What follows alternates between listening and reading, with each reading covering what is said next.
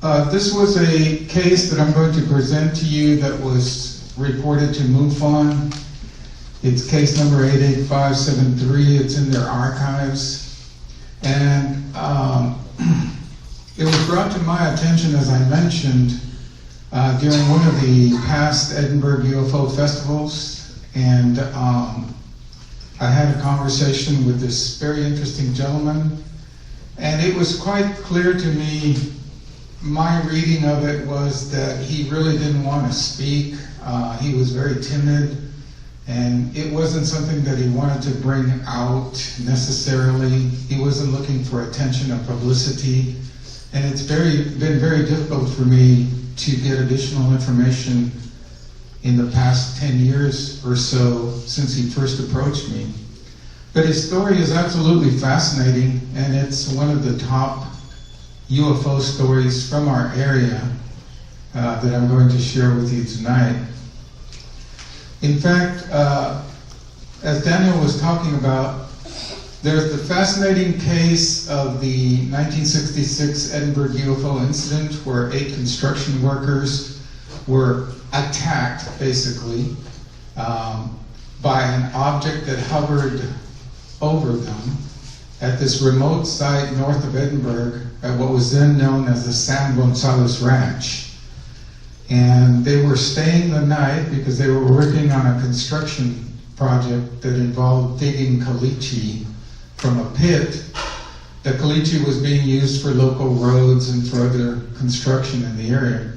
So in the middle of the night, they experienced atmospheric disturbances around the little trailer where they were sleeping, and they came out to see and they saw this huge flying disc above them. And so that is certainly one of the most dramatic, intense, scary, and exciting stories about a UFO incident here in the valley. But the second one is the one that I'm about to bring you, and that is the abduction of a gentleman named, as I mentioned, Javier Gonzalez in 1968, while he and his brother were driving back to McAllen from San Antonio. One of the advantages of being the librarian at McAllen High School for many years, I did recently retired, was that I could look at all the annuals and look at a lot of you all's pictures and pictures of other people from McAllen. And this is Javier Gonzalez when he graduated from McAllen High School in May 1967. And that's a senior picture. He would probably get mad if he knew I was showing his senior picture, but he doesn't know. I invited him to be with us today, but unfortunately, as I mentioned, his health is not good right now. I'm hoping that he'll be back on his feet soon and he'll be able to come and present with me his story. So it was a little over a year after graduating from Mac High that he and his brother were traveling back to McAllen from San Antonio, when they had this extremely odd encounter that I'm about to relate to you, that basically has affected him for the rest of his life. If you talk to him today, you can still see that it affects him. You can see the impact it has had on him his whole life. He still thinks about it virtually on a daily basis. It still has a dramatic impact on him. He remembers vividly what happened, even though as I mentioned, he's 76. So just to briefly summarize, and then we'll go into detail. Javier was coming back from San Antonio in July 1968. His brother was in the car with him. They were on US Highway 281, about 10 miles south of Loop 410, entering a hilly area. It was close to midnight. Now, if you go back in time to 1968, you don't have as much development along that road. You don't have as much lighting. It was extremely dark. It was near midnight. They were in a dark area south of San Antonio, when Javier and his brother suddenly spotted a large silver metallic craft that had landed atop a nearby hill, just ahead of them and to the right. This is a direct quote from Javier. I was 19. We went to San Antonio with my brother and my girlfriend. My parents didn't want us to drive by ourselves. I'm not sure about the exact date, but it was a weekend, and it was July 1968. I can't remember the exact date, but it was one of those weekends.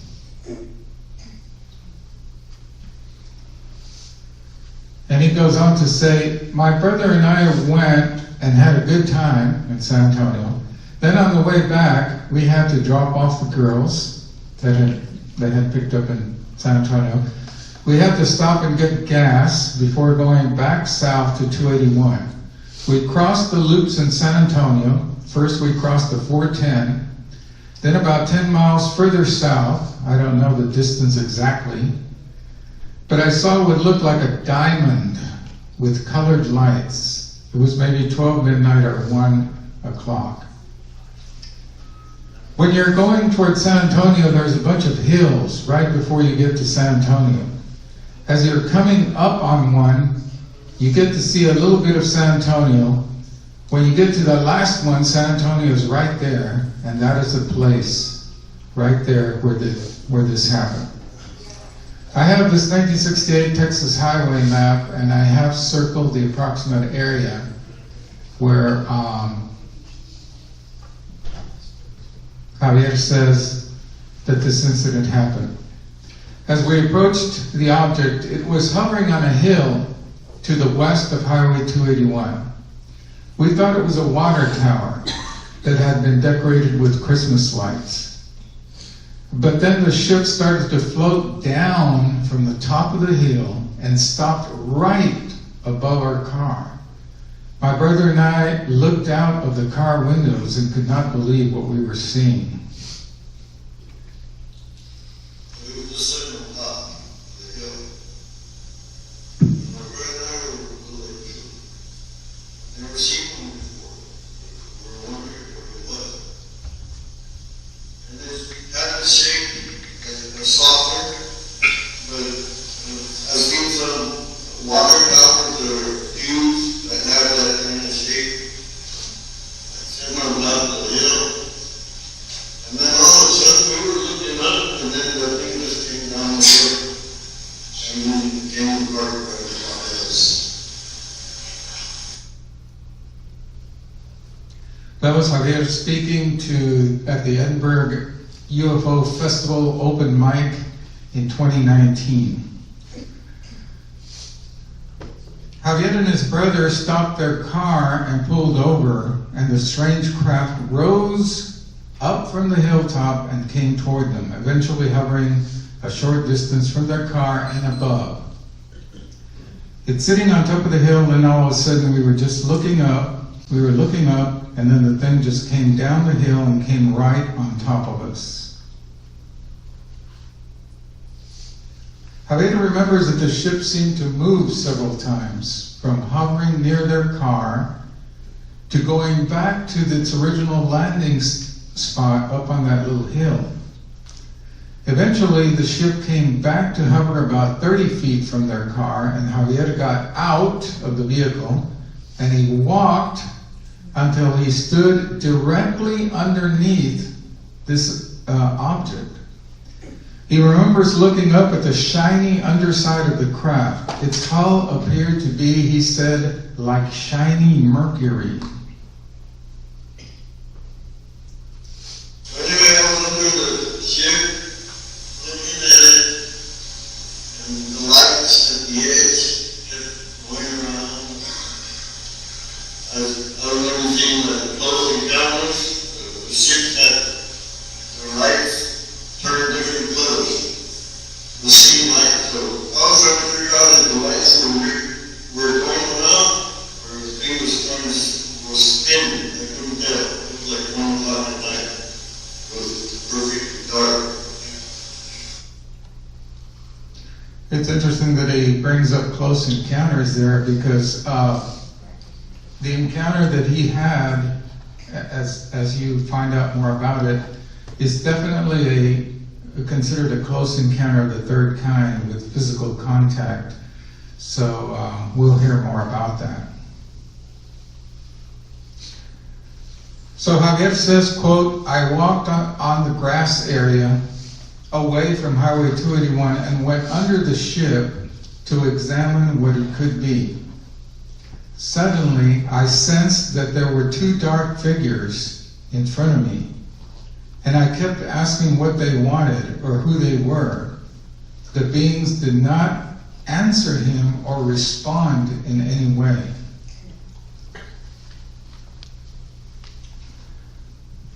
There was a large orange moon that evening that had come out, and Javier kept trying to angle himself to put the object in front of the moon.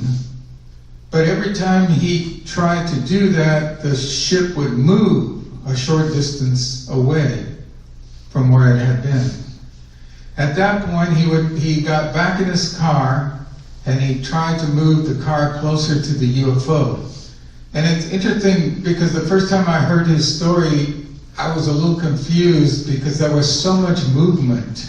The ship was moving. He and his brother were getting back in the car and trying to follow it a little bit further along 281. Then they would pull over, they would get out, they would go up and look up at the ship.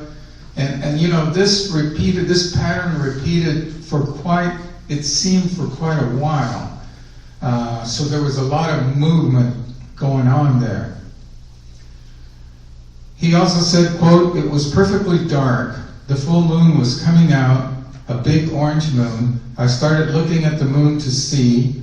I wanted to try to put it up against the moon so that I could see it, so that he could see it better against the moon's shade. But the UFO, it seemed like it wouldn't let him do that." Now, here's the other part of the story, which the second part of my presentation is going to be about. He didn't realize it until 24 years later, but it was at this point in his encounter that he and his brother were both taken aboard the UFO, as we're going to hear.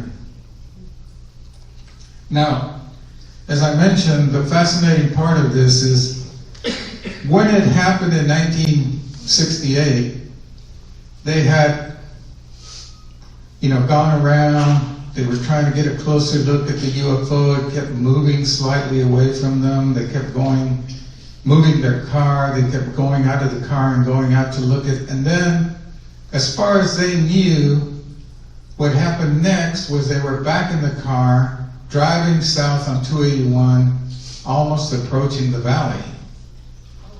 So they were dusty, dirty, their clothes were disheveled, and they were both kind of in an agitated condition.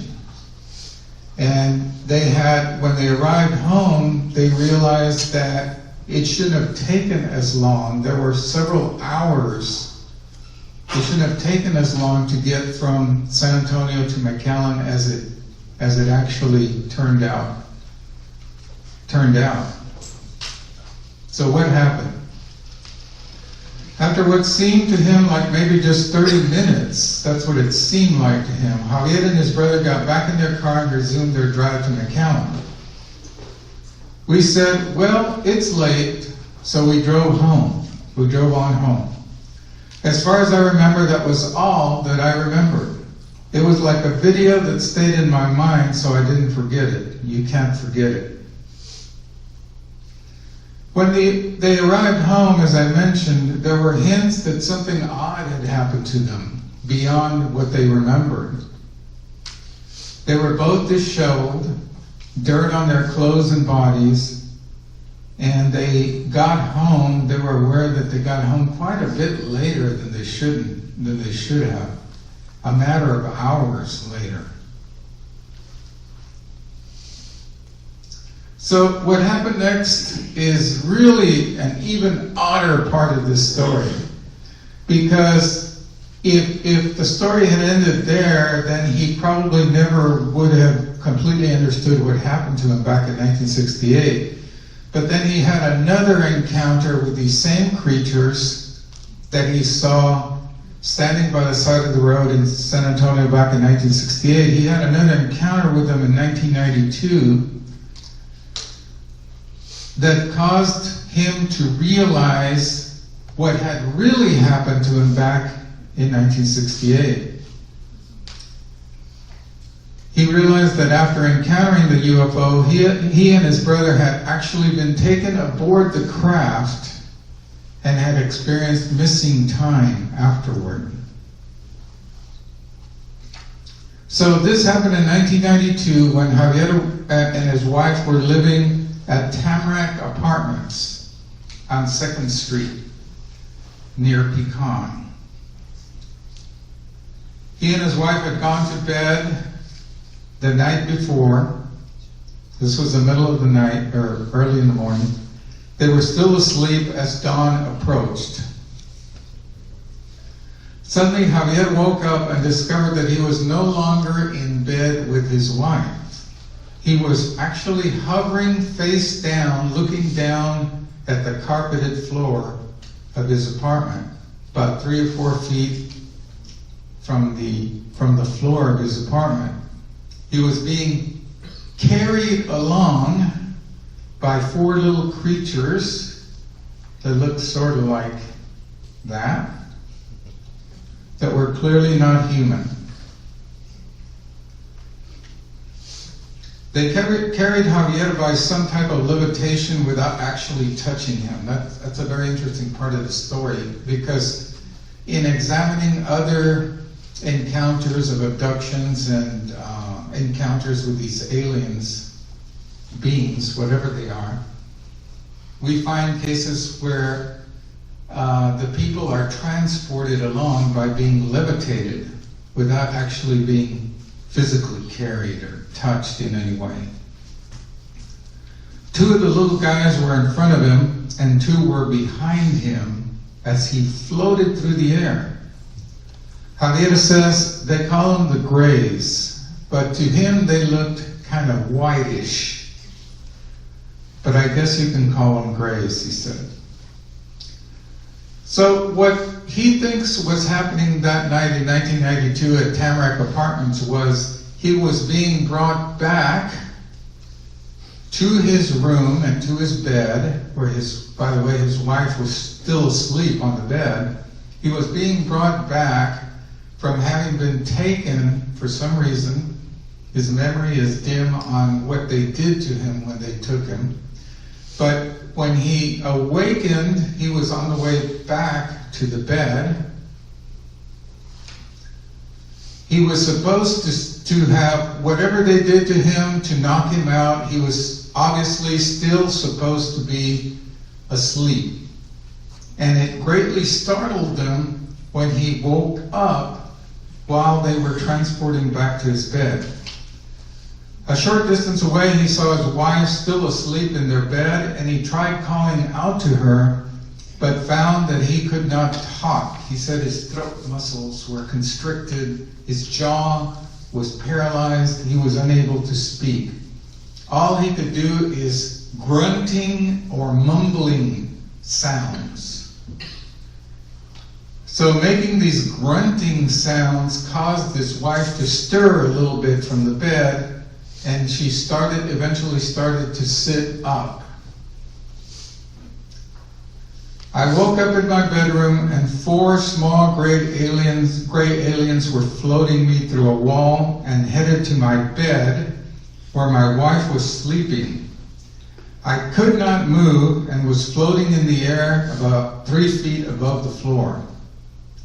I could not move my body, but I could move my head. I could not talk, but I started grunting to try to wake up my wife.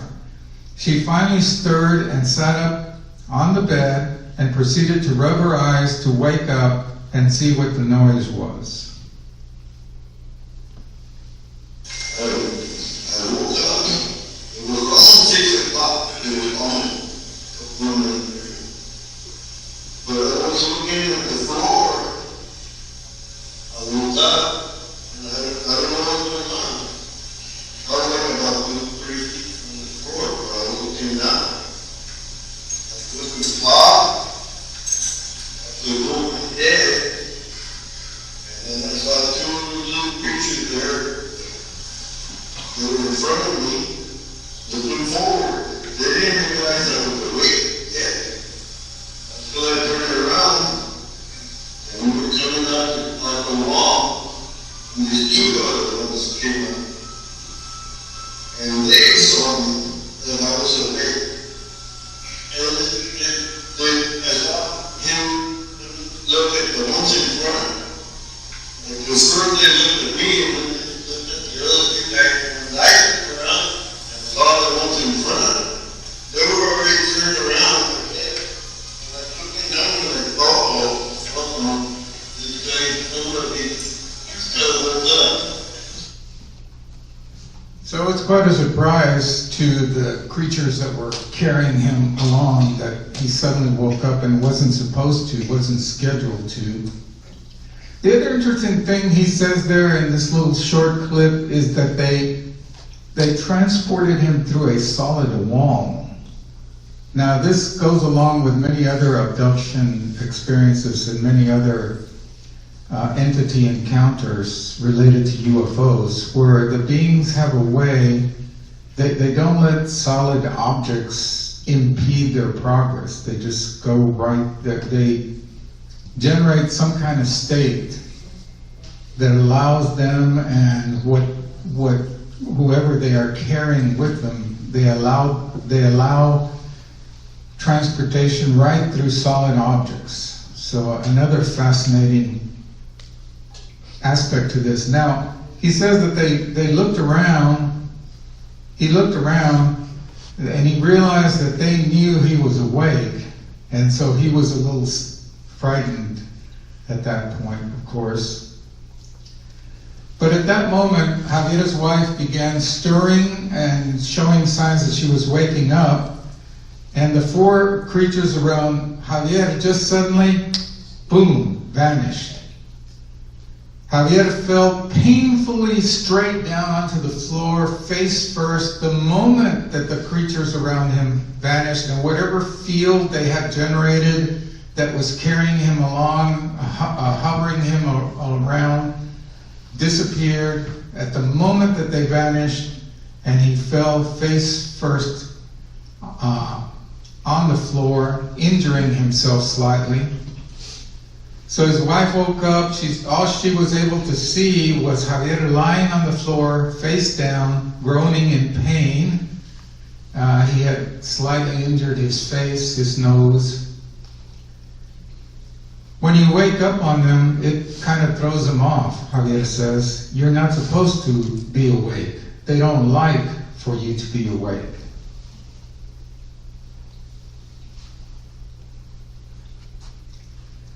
She finally stirred and sat up on the bed and proceeded to rub her eyes to wake up and see what the noise was. As soon as the four little aliens realized she was going to turn and see me being accompanied by these grays, they instantly disappeared, and I plummeted to the floor without the ability to move my arms. I hit the floor very hard and hurt my wrists. I still could not talk, and my wife got out of bed without seeing the creatures and helped me get up and pushed me to the bathroom. I could not talk, so I was gasping for air and bent down to the sink to try to put water in my mouth, but at first I could not swallow. He still had whatever the paralysis or the effects were that had caused him to not be able to call out, to speak. He still had that problem, whatever they had induced in him that had caused him to not be able to speak. Javier says his neck had been somehow extended beyond its normal length, and it took a while before his neck muscles gradually returned to normal. I looked like a lizard, he said, looking at himself in the mirror. Now, what's interesting is, and I've spent a lot of time talking to him, what's interesting is all these little details that he gives, like his narrative is full of interesting little enriching details. A lot of times people will talk about an experience like this and it doesn't seem detailed enough, or they don't remember much of it. Talking about the aliens, he said, quote, "They come when you are asleep and bring you back and leave you asleep. And when you wake up, you don't remember what happened. But some people have never been brought back, but they brought me back, so I don't even know what to think of them. They can come in, pick us up, and take us, and do whatever and bring us back. And we wake up and we don't know anything."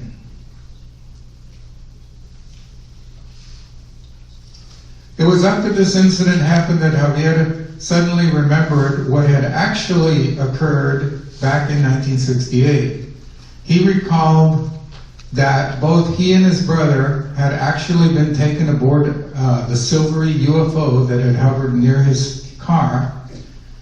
Those suppressed memories of his 1968 abduction came surging back to him after his experience in McAllen in 1992.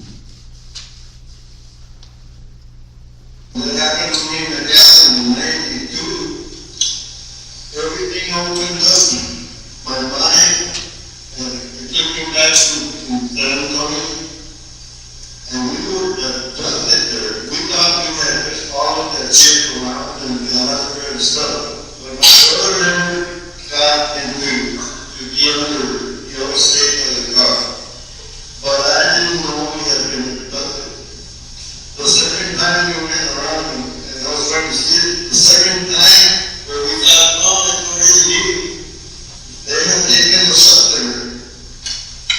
And not there, I woke up. The first time I woke up there. I couldn't move. I was stuck in the floor. But my brother was right there, 2 feet. And 4 of those little things were surrounding him. They were just looking at him, like studying him. And then I just had to wake up the way I did in McAllen. And what is this little shit here? I've never seen anything like that. Maybe I can touch it. And my hands go right through. Very interesting here in this clip, he says that he tried to touch some of the inside of the ship. He was looking at the various things that were in the ship, and when he tried to touch something on the ship, his hand went straight through it. Another interesting detail there. Now, Javier is a real interesting and amusing guy, as I'm sure you're getting the same impression from listening to these clips. And when he was joking with me, he said, I know a lot of people that you tell this story to are going to say, back in 1968, people were doing lots of drugs, okay? So what was this guy on? But he said, I want to assure you that I was not into drugs, and I was not under the influence of anything when this was happening. This really did happen. And despite his joking nature, he has a real, it's really credible to me, very believable. Javier does not recall having had any more encounters. Of course, he's concerned about the fact that if he hadn't woken up right before they took him back to his bed, he wouldn't have known about this encounter either. So he can't be completely sure that there haven't been other times. But as far as he knows, the 1968 encounter on the road back from San Antonio and the 1992 at the Tamarack Apartments were the only time that he's been able to mentally recall these events. As far as what they are, he says, quote, "They're not like us. I don't know where they're from. If they're here from Earth, they might be under us," meaning underground, "or they might be living inside our walls. I don't know. But they can do things that we can't. And as far as, changing my life, it changes forever. I try not to talk too much, but all my children believe me. My mother, And that's the most important thing. I've been through a lot. I don't know if it took me out of this dimension into another one, or where I've been, I don't know. I would like to know what they did to me.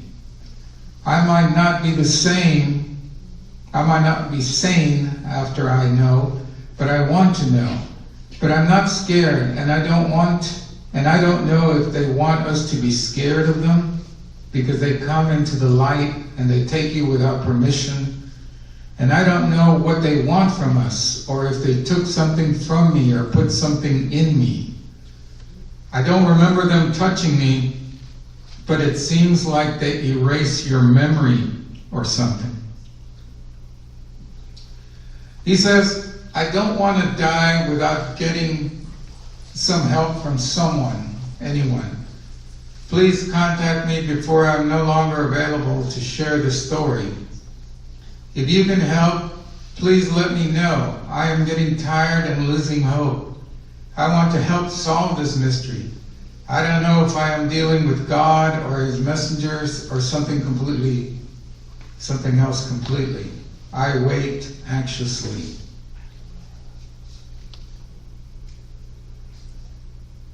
This was a MUFON report that he filed.